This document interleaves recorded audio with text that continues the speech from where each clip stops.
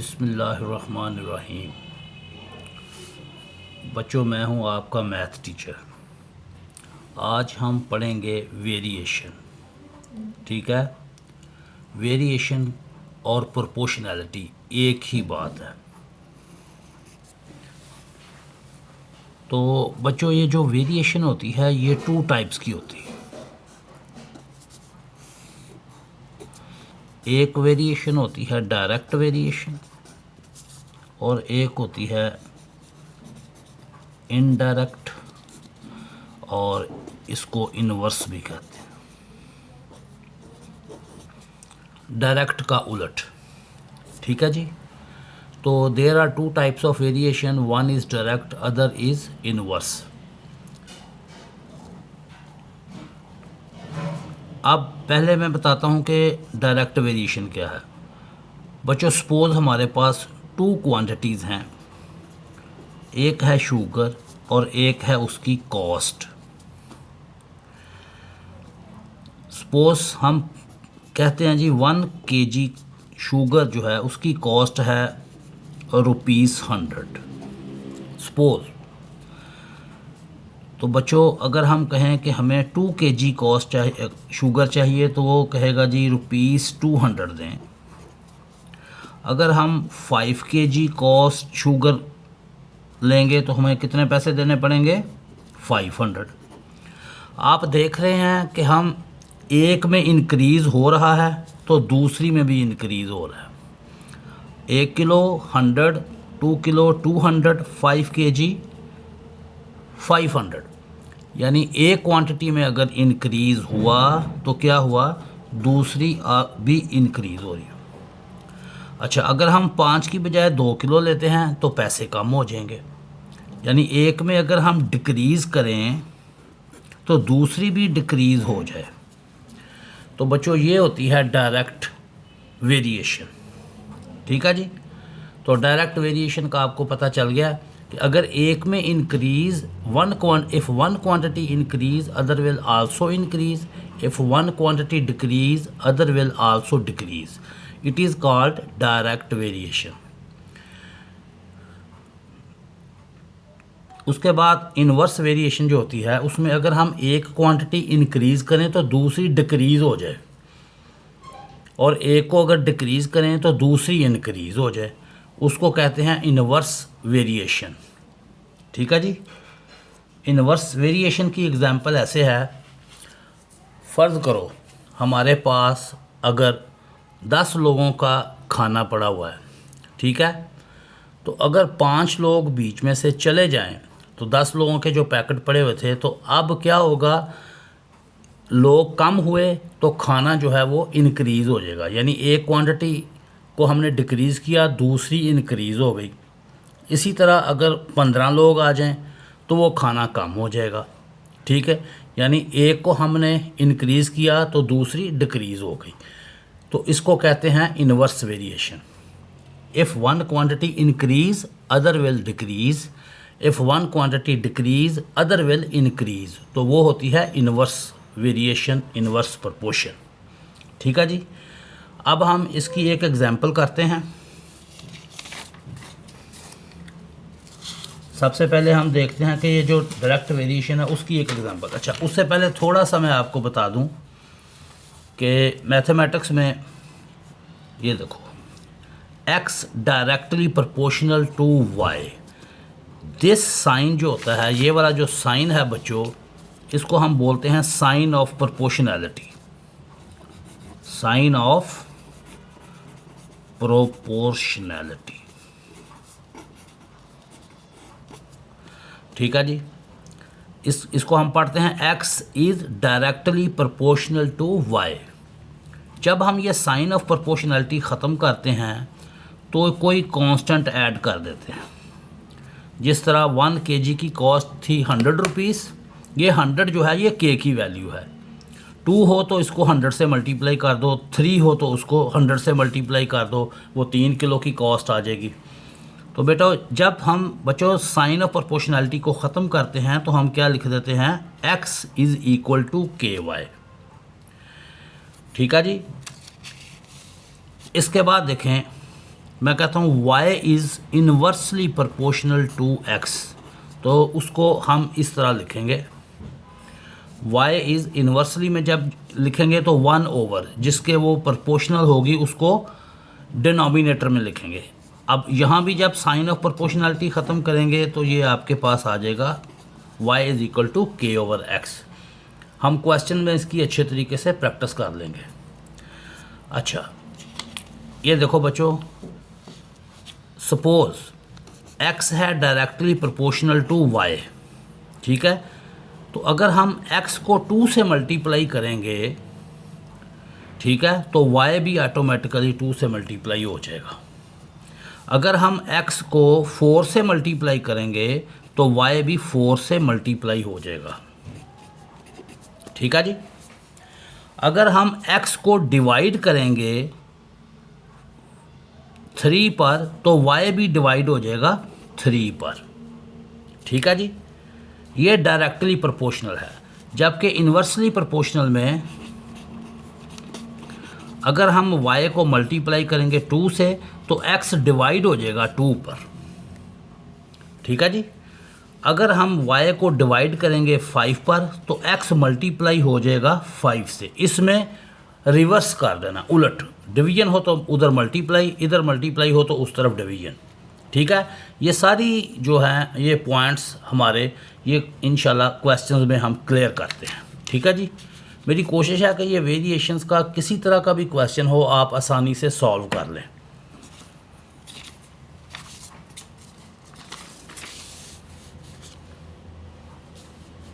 अब बच्चों देखो, सपोज हमारे पास एक ये क्वेश्चन है, if 6 kg of biscuits cost $27, calculate the cost of 18 kg of biscuits.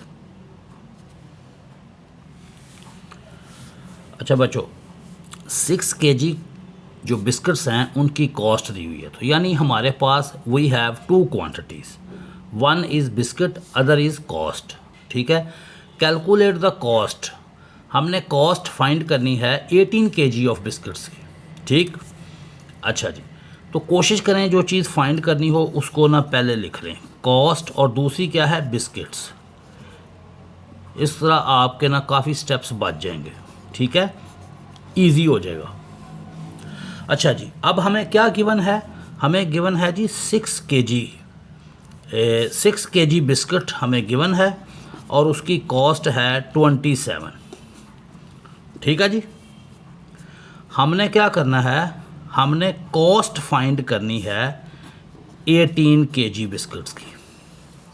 अच्छा जी, अब आप जनरल सोचें थोड़ा सा कि अगर हम बाज़ार से 1 किलो बिस्किट ख़रीदेंगे, ठीक है, अगर वो फ़र्ज़ करें 500 के हैं तो 2 kg के लिए हमें ज़्यादा पैसे देने पड़ेंगे।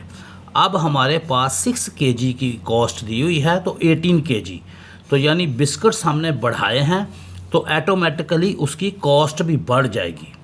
तो इसमें आपने कैसे सॉल्व करना है, एक आसान तरीका आज मैं बताता हूँ, यानी ये डायरेक्ट प्रोपोर्शन है, ठीक है जी। 6 kg कॉस्ट, जो 6 किलो बिस्किट्स हैं 6 kg कॉस्ट है, उस वो 6 kg बिस्किट जो हैं उनकी कॉस्ट है 27, तो 18 kg बिस्किट्स की कॉस्ट जो है वो ऑटोमेटिकली इंक्रीज़ हो जाएगी। इट मीन्स ये क्या है, डायरेक्ट प्रोपोर्शन। तो डायरेक्ट प्रोपोर्शन में आपने दोनों एरोज़ के मुंह ऊपर की तरफ कर देने हैं। अब प्रोपोर्शन लिखते वक्त आप लोगों ने पहले टेल वाली वैल्यू ऊपर लिखें और हेड वाली वैल्यू नीचे लिख दें, टेल वाली वैल्यू ऊपर और हेड वाली नीचे। और बेटा अब इसको हम सॉल्व कर लेंगे और आसानी से हमारे पास x की वैल्यू आ जाएगी। देखो 27 जो है इस तरफ आकर मल्टीप्लाई हो जाएगा, क्रॉस मल्टीप्लाई कर दिया मैंने, 27 इस तरफ आकर मल्टीप्लाई हो गया, 6 3 are 18 और x इज इक्वल टू 81, ठीक है जी, $81, ये हमारा आंसर आ गया। तो डायरेक्ट प्रोपोर्शन में हम क्या करेंगे, दोबारा सुन लें कि दोनों एरोज़ के मुंह हम ऊपर की तरफ कर देंगे, ठीक है। उसका उसका फ़ायदा ये होता है कि जब ये हमने प्रपोर्शन लिखनी होती है, बच्चे सोचते हैं कि जी पता नहीं अब पहले हम क्या लिखेंगे, 27 लिखेंगे कि x लिखेंगे। तो बच्चों आपने लिखते वक्त क्या करना है, हमेशा टेल वाली वैल्यू, ये टेल नीचे से, ये टेल है और ये हेड है, तो टेल वाली वैल्यू ऊपर, हेड वाली नीचे, टेल वाली वैल्यू ऊपर, हेड वाली वैल्यू नीचे। इसको बाद में सॉल्व कर लें, ये आपके पास कॉस्ट आ जाएगी 18 kg बिस्किट्स की। ठीक है जी। अच्छा, आम तौर पर पेपर में ओ लेवल में इस तरह क्वेश्चन नहीं आता, लेकिन मैंने सिर्फ जस्ट आपके नॉलेज के लिए ये आपको करवाया है क्वेश्चंस। ठीक है। पेपर में अब क्वेश्चन कैसे आता है बच्चों, पेपर में क्वेश्चन आता है इस तरीके से, ये देखें जी। पेपर में आमतौर पर क्वेश्चन आता है,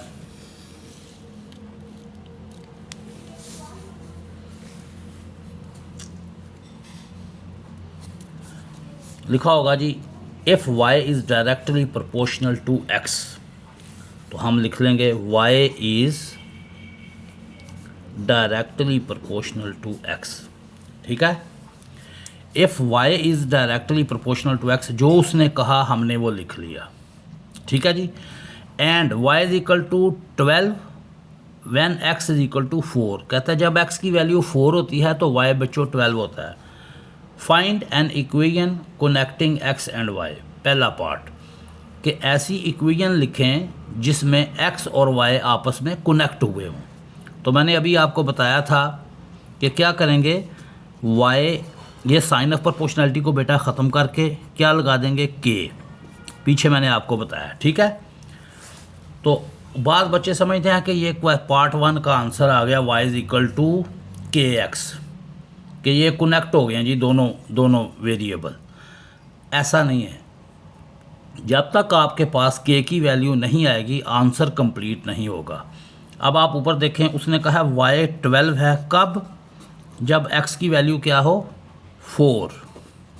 तो बच्चों यहाँ से 4 पे डिवाइड कर दें 12 को,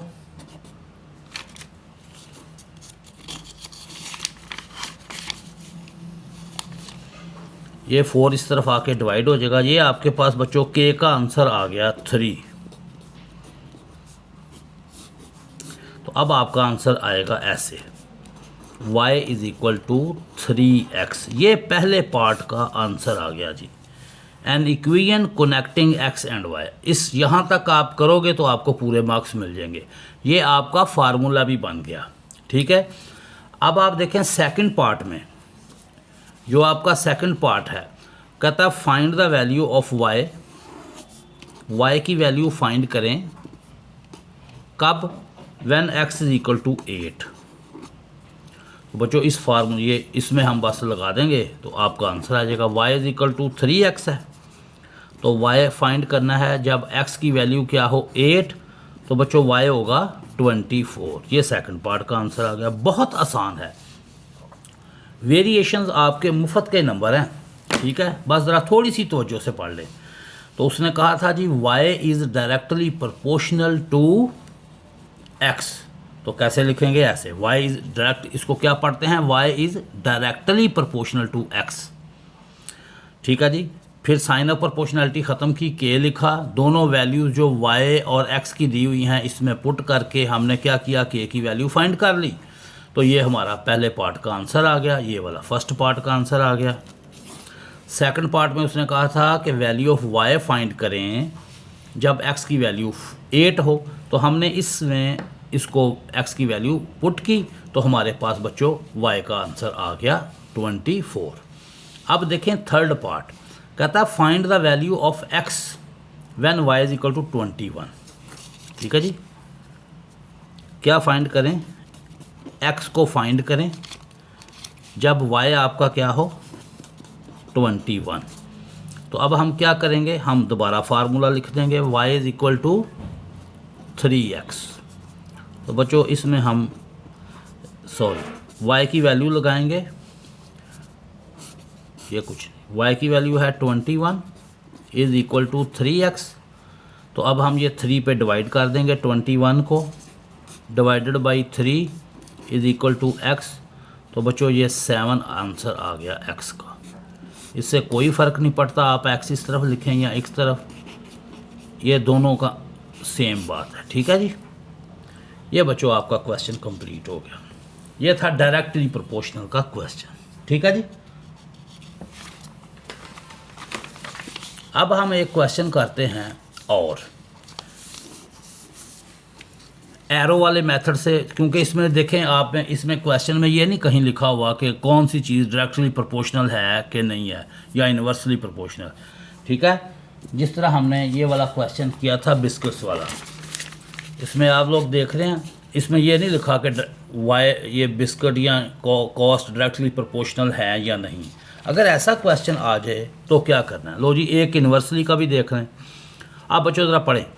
10 आइडेंटिकल टैप्स, ठीक है जी, can fill a tank in 4 hours. Okay, 10 जो टैप्स हैं वो क्या करते हैं, एक टैंक को 4 आवर्स में भर देते हैं, फिल कर देते हैं। कैलकुलेट द टाइम, तो हमें दो क्वांटिटी दी हुई हैं, एक टैप्स और एक टाइम। ठीक है जी, एक टाइप जो है वो टैप्स दिया हुआ और दूसरा हमें क्या है गिवन, टाइम।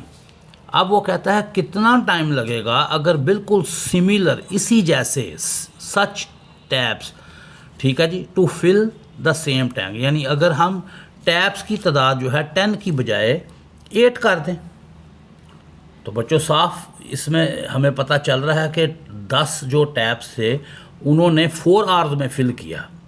तो अगर टैप्स कम हो जाएंगे तो टाइम ज़्यादा लगेगा। ठीक है ना। तो ये हमने खुद जज करना है कि ये इन्वर्सली प्रोपोर्शनल का क्वेश्चन है। तो मैंने आपको कहा था कि जो चीज़ बच्चों फाइंड करनी हो उसको कोशिश करें पहले लिख लें ऐसे। देखें, टाइम हमने कैलकुलेट करना है और टैप्स। अच्छा, अब 10 जो थे टैप्स, उन्होंने टैंक को कितने टाइम में फिल किया, 4 आवर्स में। ठीक है, अब वो पूछ रहा है कि अगर 8 टैप्स कर दिए जाएं तो कितना टाइम लगेगा। ठीक है जी, आपको क्लियर हो गया बच्चों कि ये इन्वर्सली प्रोपोर्शनल का क्वेश्चन है। अच्छा, तो मैंने कहा था जब इन्वर्सली का है तो अगर एक चीज़ इंक्रीज़ होगी तो दूसरी बच्चों डिक्रीज़ होगी। अब एक एरो का मुंह ऊपर कर दें, दूसरे का नीचे। अगर डायरेक्टली प्रोपोर्शनल हो तो दोनों एरोज़ के मुंह आपने ऊपर करने हैं या नीचे कर दें। इसमें भी कोई आपके पास कंडीशन नहीं है कि आपने लाजमी इस एरो का मुंह ऊपर करना है और इसका नीचे करना है, आपकी अपनी मर्ज़ी है। लेकिन एक आपने एरो ऊपर और एक नीचे, बस अब हमारा क्वेश्चन सॉल्व हो जाएगा जी, बड़ी आसानी से।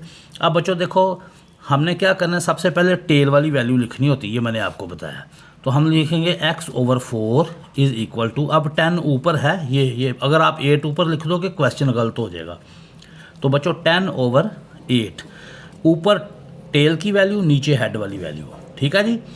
अब हम क्या करेंगे कि ये जो 4 है ये उस दूसरी तरफ चला जाएगा। ये क्यों जाता है, वैसे हमें x चाहिए तो हमने ये 4 को ख़त्म करना है, तो मल्टीप्लाई करेंगे तो ये देखो 4 ख़त्म हो जाएगा। ठीक है, कैंसिल हो जाएगा। तो 10/8 4 से इस तरफ भी मल्टीप्लाई कर देंगे।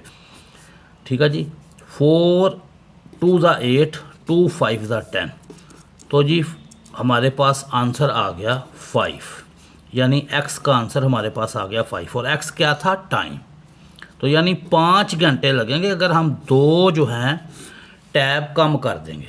अगर 2 टैब्स कम कर देंगे तो हमारा टाइम बढ़ जाएगा। देखो पहले 4 घंटे में था, अब 5 घंटे लगे। इस तरह क्वेश्चन कम आता है पेपर में। पेपर में क्वेश्चन आता है जी ऐसे, ये देखें।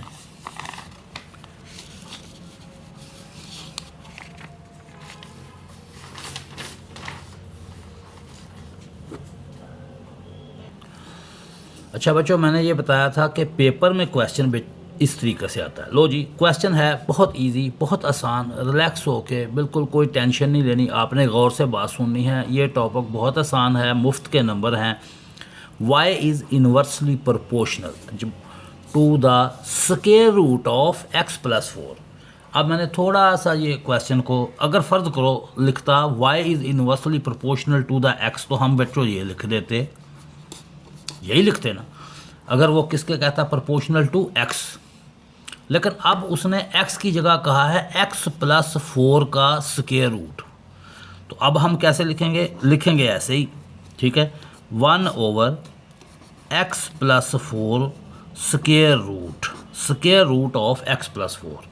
ये स्टेटमेंट देख लें, y is inversely proportional, y is inversely proportional तो नीचे डिनोमिनेटर में किसके, square root of x plus 4। बस मेथड सेम है, बाकी किसी चीज़ में कोई फ़र्क नहीं है। तो अब हम क्या करेंगे, अब हम साइन ऑफ प्रोपोर्शनैलिटी को बच्चों ख़त्म कर देंगे। तो ये आ जाएगा y is equal to, sign of proportionality ख़त्म करनी है, k लगा देना है x प्लस 4 का स्क्वायर रूट। ठीक हो गया, ये पहली बात समझ में आ गई। अब वो कहता है when x is equal to 5 y is equal to 2, y की वैल्यू 2 लिख दें। कब लिखेंगे, जब x क्या होता है, शाबाश 5। ठीक हो गया। अब ये जो k है ये 5 प्लस 4 ये बन गया बच्चों 9 का स्क्वायर रूट। तो आपको पता है स्क्वायर रूट ऑफ 9 क्या होता है, 3। तो ये आ जाएगा k over 3। This implies k का आंसर आ गया 3 मल्टीप्लाइड बाई 2 6। ये आपका k आ गया जी। ठीक है, तो अब हम क्या करेंगे, इस k की वैल्यू को यहाँ लगा देंगे। ये हमारा फार्मूला बन जाएगा y is equal to 6 over x plus 4 का स्क्वायर रूट। ठीक हो गया जी। अब हम कोई भी वैल्यूज़ मालूम कर सकते हैं। अगर y दिया हुआ है तो x फाइंड कर सकते हैं, x दिया हुआ है तो y फाइंड कर सकते हैं।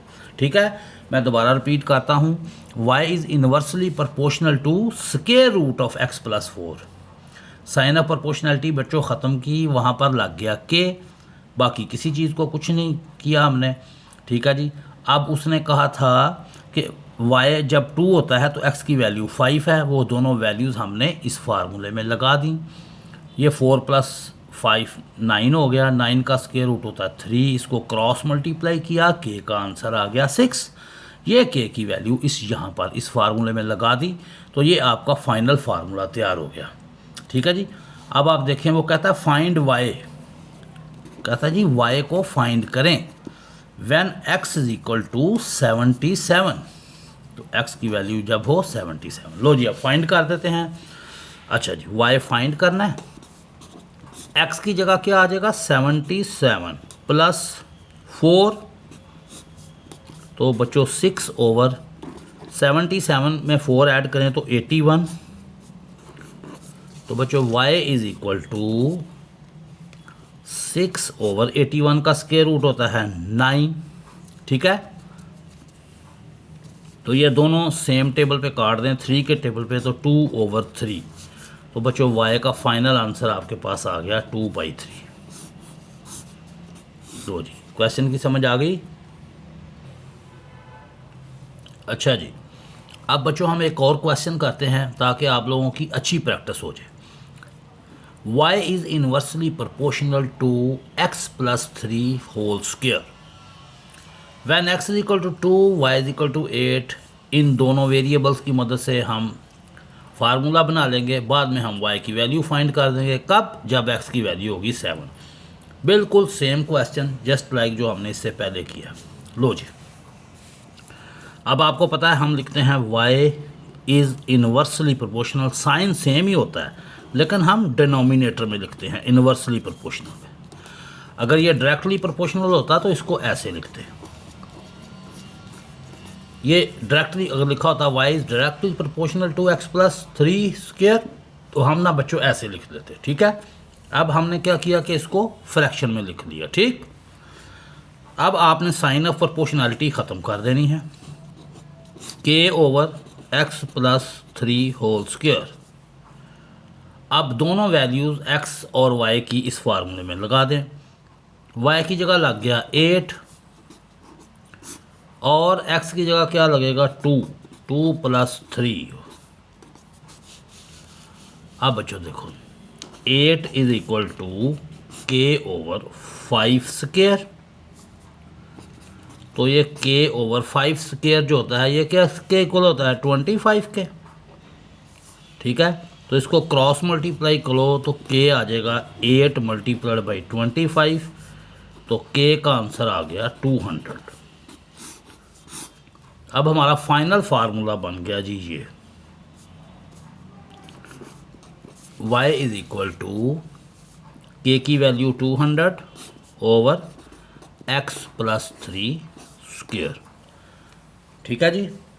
अच्छा, अब हमें क्या कहा था जी, y फाइंड करें जब x 7 हो। ठीक है, इसमें लगा दें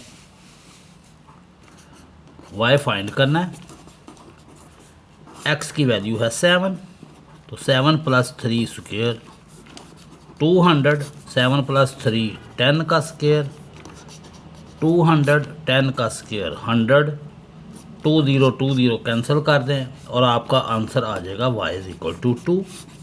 लो जी, ये 4 मार्क का क्वेश्चन आएगा ओ लेवल में, ये 4 मार्क्स का क्वेश्चन होता है जी। ठीक है,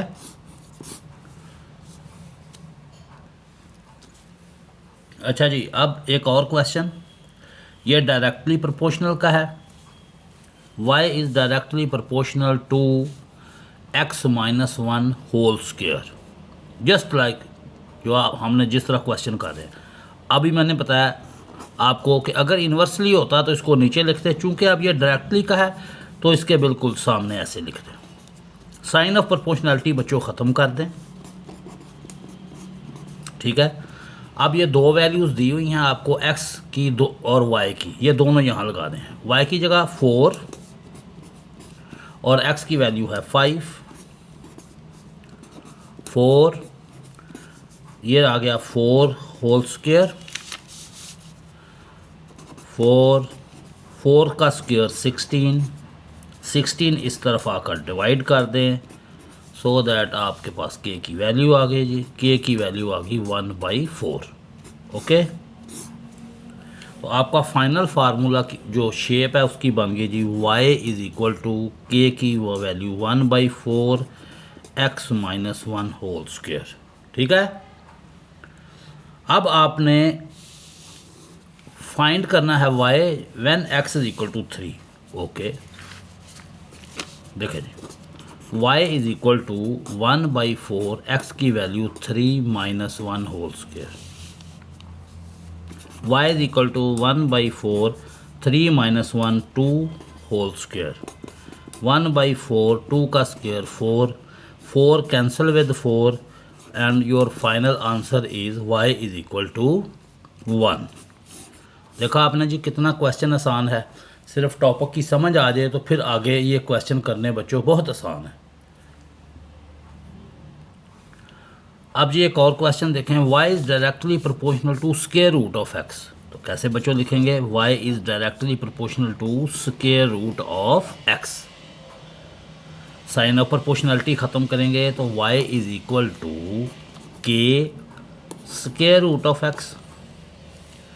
अब दोनों वैल्यूज़ ये x की और y की इसमें पुट कर दें, y की जगह लग गया 6 और x की जगह लगा दिया 9। अच्छा जी, क्या होता है 9 का स्क्वायर रूट, शाबाश 3। आप 3 पे 6 को डिवाइड कर दें, 6 डिवाइडेड बाई 3, ये आपका k का आंसर आ जाएगा।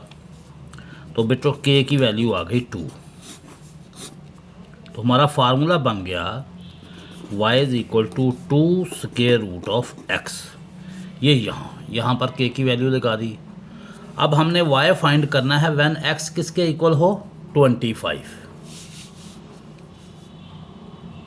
y फाइंड करें जब आपकी x की वैल्यू है 25, तो 25 का स्क्वायर रूट 5, तो y का आंसर 10 आ गया, y इज इक्वल टू 10। देखो कितनी जल्दी जल्दी अब क्वेश्चन हो रहे हैं। ओके, एक और क्वेश्चन करते हैं। अच्छा, ये क्वेश्चन थोड़ा सा बच्चों ट्रिकी है, बच्चे अक्सर ऐसे क्वेश्चन को देख के ना घबरा जाते हैं, तो इसमें कोई परेशानी वाली बात नहीं। देखें क्या लिखा हुआ है, y is inversely proportional to square root of x। आप ऐसे ही लिख दें, y is inversely proportional to square root of x। ठीक है, एंड ये जो आगे x है ये डायरेक्टली प्रोपोर्शनल है टू w स्क्वायर के।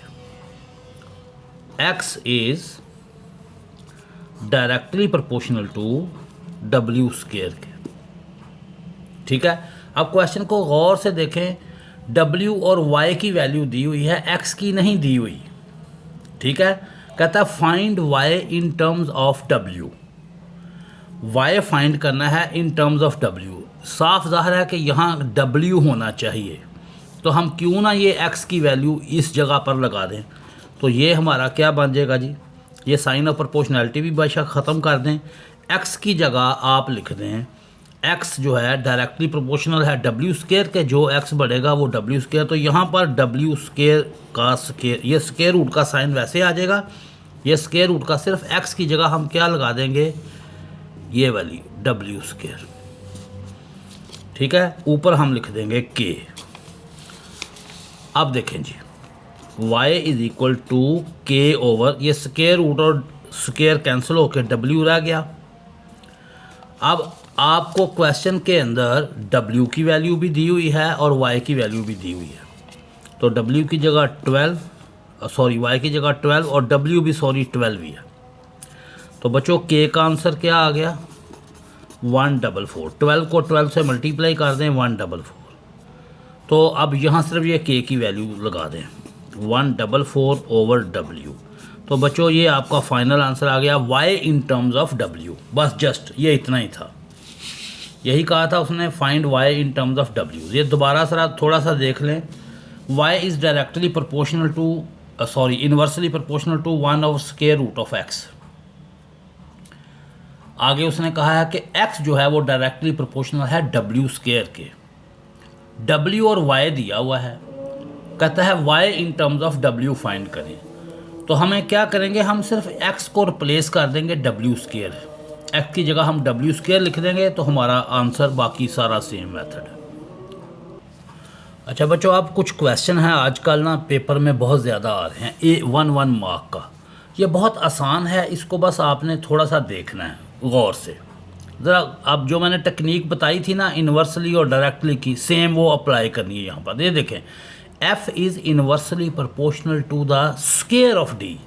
तो बच्चों हम क्या लिखेंगे, f is inversely proportional to square of d, ये लिख दिया। कहता है एक्सप्लेन करें व्हाट हैपन्स टू f के साथ क्या होगा, f का क्या आंसर आएगा अगर d को हम हाफ कर दें। ये देखें, d की जगह आपने क्या लगा देना है, d/2। ठीक है, अब ज़रा गौर करें, यहाँ पर d का स्क्वायर है, तो ये रहा, तो इसका स्क्वायर कर दें, तो d स्क्वायर ओवर 4। अब देखें, यानी हाफ जो है वो किस में चेंज हो गया, 4 में। अब d को हम एक्चुअली 4 पे क्या कर रहे हैं, डिवाइड। ठीक है, और ये इन्वर्सली है, तो मैंने बताया था अगर एक क्वांटिटी जो है उसको मल्टीप्लाई करेंगे, डिवाइड करेंगे, तो दूसरी को मल्टीप्लाई करना पड़ेगा। तो फिर f के साथ क्या होगा, f को मल्टीप्लाई कर देंगे 4 से, तो f क्या बन जाएगा, 4f। बस ये आपने बच्चों यहाँ आंसर लिखना था 4f, कि अगर d को हाफ करें तो f को क्या करना पड़ेगा, d को हाफ किया, चूँकि d अगर d का स्क्वायर ना होता यहाँ पर, ठीक है, ये क्वेश्चन में जो d स्क्वायर दिया है, अगर सिर्फ यहाँ d लिखा होता ना, f is inversely proportional to d, तो फिर हम इसको 2 से मल्टीप्लाई कर देते f को, क्योंकि इसको 2 पे डिवाइड करते तो इसको फिर मल्टीप्लाई करना था। d को 2 पे डिवाइड करते तो f को 2 से मल्टीप्लाई करते, चूँकि ये स्क्वायर है, तो जब हमने d को हाफ किया तो एक्चुअली d जो है वो 4 पे डिवाइड हो गया। तो अब हम f को किससे मल्टीप्लाई करेंगे, 4 से। इतनी सी बात ही, 1 मार्क का क्वेश्चन, कितना आसान था। अब बेटा एक और इसी तरह का क्वेश्चन देखें। देखें जी, लिखा हुआ है y, अच्छा वो इन्वर्सली था कि अगर इन्वर्सली में अगर एक चीज़ को डिवाइड करेंगे तो दूसरी को मल्टीप्लाई, लेकिन डायरेक्टली में क्या होता है कि अगर एक को मल्टीप्लाई किया है तो दूसरी को भी हम मल्टीप्लाई करेंगे। y is directly proportional to x square. What will happen to value of y if x is tripled. लो बच्चों ये देखो, अगर x की जगह 3x का किया जाए तो y के साथ क्या होगा, अभी बता देते हैं। अच्छा, चूँकि y जो है वो डायरेक्टली प्रोपोर्शनल है x स्क्वायर के, अगर एक क्वांटिटी को यहाँ मल्टीप्लाई करेंगे तो दूसरी को भी मल्टीप्लाई करना पड़ेगा। अब x की जगह जो ही हमने 3x लिखा तो चूंकि ये स्केयर है तो फिर बच्चों इसका भी स्केयर करेंगे, तो ये 3x का स्केयर क्या बन जाएगा 9x स्केयर। तो y को किससे मल्टीप्लाई करेंगे 9, तो y 9 टाइम्स y पे क्या इफेक्ट बनेगा, y क्या हो जाएगा 9y हो जाएगा। ठीक है, क्लियर। 1 मार्क का क्वेश्चन। देखो डायरेक्टली है तो मल्टीप्लाई, इन्वर्सली हो तो चेंज कर देना। अब देखें एक और क्वेश्चन, ये डायरेक्टली का देखें। y is directly proportional to cube of x कहता है given that y is equal to 10 for a certain value of x की किसी ख़ास वैल्यू के लिए y का 10 आंसर आता है। तो कहते हैं कि जब y की वैल्यू पे क्या इफेक्ट होगा अगर ये जो x की वैल्यू है इसको डबल कर दिया जाए। लो जी डायरेक्टली है, आप ये ले y is directly proportional to, ठीक है जी, x cube of x। Okay, अब देखें जी, तो अब ये डायरेक्टली है तो एक को मल्टीप्लाई करेंगे तो दूसरी भी मल्टीप्लाई हो जाएगी। ठीक है, कहता है y की वैल्यू फाइंड करें if this value of x is double. अच्छा बच्चों, अब जब x की जगह x को डबल कर देंगे तो ज़रा तवज्जो फरमाएं क्या बनता है 8x क्यूब, यानी दूसरे लफ्ज़ों में हमने x क्यूब को 8 से मल्टीप्लाई कर रहे हैं, तो अब y को भी 8 से मल्टीप्लाई करेंगे। ठीक है जी, अब आप देखें चूँकि y की वैल्यू उसने दी हुई थी 10, तो y की अब न्यू वैल्यू की बन जाएगी 80। ऐसे करके आगे 1 मार्क्स का क्वेश्चन होता है, तो यहाँ लिख देंगे y का आंसर क्या बन जाएगा 80। ठीक है, चूँकि x क्यूब किससे मल्टीप्लाई हुआ 8 से, तो उसने कहा ये जो y की वैल्यू 10 थी इसके साथ क्या होगा, ये भी 8 से मल्टीप्लाई हो जाएगी जस्ट। तो ये भी आपका क्वेश्चन कंप्लीट हो गया। लो बच्चों, सिर्फ 2 क्वेश्चंस और फिर ये टॉपिक हमारा कंप्लीट हो जाएगा। ज़रा गौर से देखें, m is directly proportional to cube of l। आप ऐसे लिख दें m is directly proportional to l cube. How many times larger is m कितना बढ़ जाएगा अगर l को 2 से मल्टीप्लाई किया जाए। बेटा कितना आसान क्वेश्चन है। तो l की जगह जब हम 2 रखते हैं तो इसका आंसर क्या आता है 8, तो m क्या हो जाएगा 8 टाइम्स। बस जस्ट बच्चों आंसर आ गया।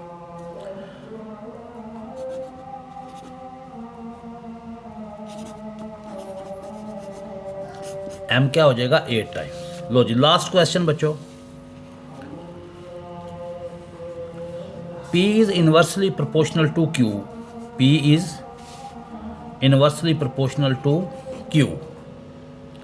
It is known that p की वैल्यू है जी 15 for a particular value of q। ठीक है जी, right down the value of p when this value of q is double. बच्चों अगर q को डबल करेंगे, अब इसके ऊपर कोई स्केयर क्यूब नहीं है, अगर q को डबल करेंगे तो p जो है वो 2 पर डिवाइड हो जाएगा। तो p की इस वैल्यू को 2 पे डिवाइड कर दें तो न्यू वैल्यू ऑफ p क्या आ जाएगी 7.5। बच्चों ये आज का आपका लेक्चर था वेरिएशंस का। ठीक है, अगर आपने कोई चीज़ पूछनी हो तो कमेंट्स बॉक्स में आप पूछ सकते हैं। मैंने कोशिश की है कि आपको हर तरह के पेपर के क्वेश्चन करवाऊं। अगर आपको बच्चों वीडियो पसंद आई है तो इसको लाइक्स करें, शेयर करें। ठीक है जी, सब्सक्राइब करें ताकि जो नई वीडियोस आ रही हैं वो भी आप तक पहुंचे। अल्लाह हाफ़िज़, अपना ख्याल रखिएगा। अल्लाह हाफ़िज़।